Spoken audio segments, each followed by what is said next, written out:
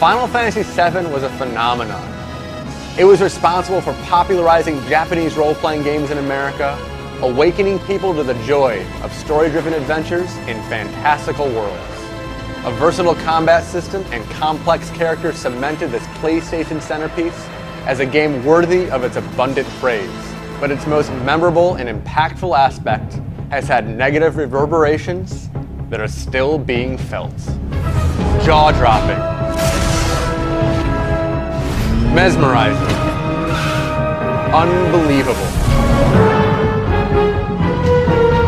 The cutscenes in Final Fantasy VII try to destroy the barrier separating motion pictures from video games. Your reward for surviving an impossible battle, for completing a humanity-saving quest, was to watch an elaborate cinematic unfold. The attention to detail was stunning. The animation, striking.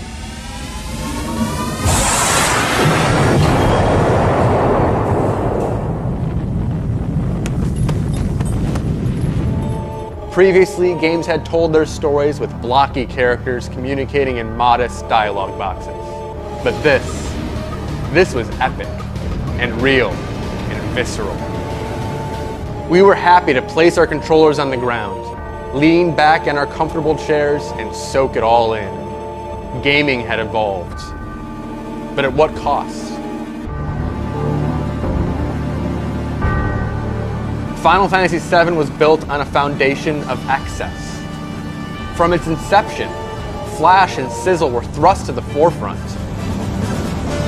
Burning a relationship with Nintendo, Square formed a union with Sony and their boundless storage space offered by the PlayStation CD drive. Their advertising campaign centered on cinematics, on megabytes storage space, and all things tangential to the act of playing. One ad read, if it were available on cartridge, it would retail for around $1,200. Square's new focus was clear. They said it couldn't be done in a major motion picture. They were right. Not only had Final Fantasy VII finally pulled Japanese role-playing games out from their cozy niche in America, but it skewed the perception of what those types of games should be. Flashy visuals were imperative to go toe-to-toe with Square's behemoth, so many developers either emptied their bank accounts to compete or scurried to the handheld market where visual expectations weren't as demanding.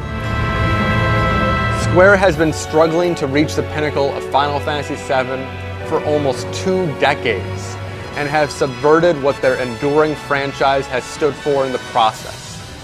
Constantly being reinvented, Final Fantasy has become a dartboard of ideas as Square desperately tries to replicate the success of Cloud's adventure.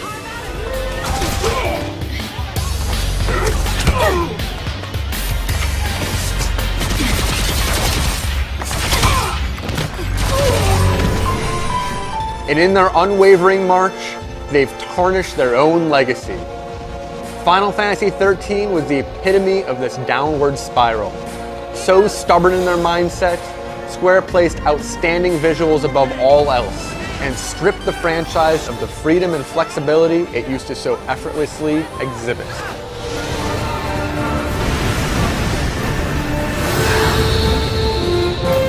This emphasis on offering movie-style presentation has forever changed the face of the industry. Final Fantasy VII ushered in the era of the blockbuster game, trying to capture the same market as Hollywood's summer movies.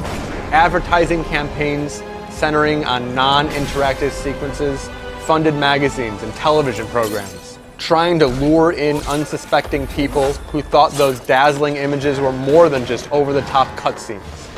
And this push toward marketing manipulation changed how video games are designed. How often do you hear developers utter those 2 charged words? Cinematic experience.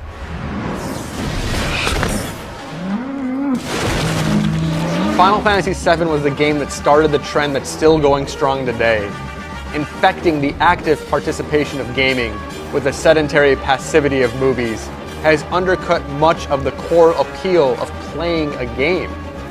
No matter how entertaining the cutscenes in Metal Gear Solid 4 and Max Payne 3 may be, By following in Final Fantasy VII's footsteps, they've diverged from a path of gripping interaction to one of passive staring. Go in the jungle now!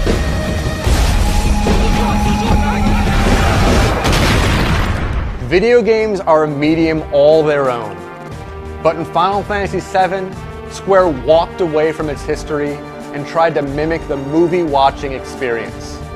And that's the legacy of this unforgettable game. Though its timeless characters will endure forevermore, its ultimate impact is a push towards cinematics. Just think how strange it is that the reward for playing a game well is to watch a movie.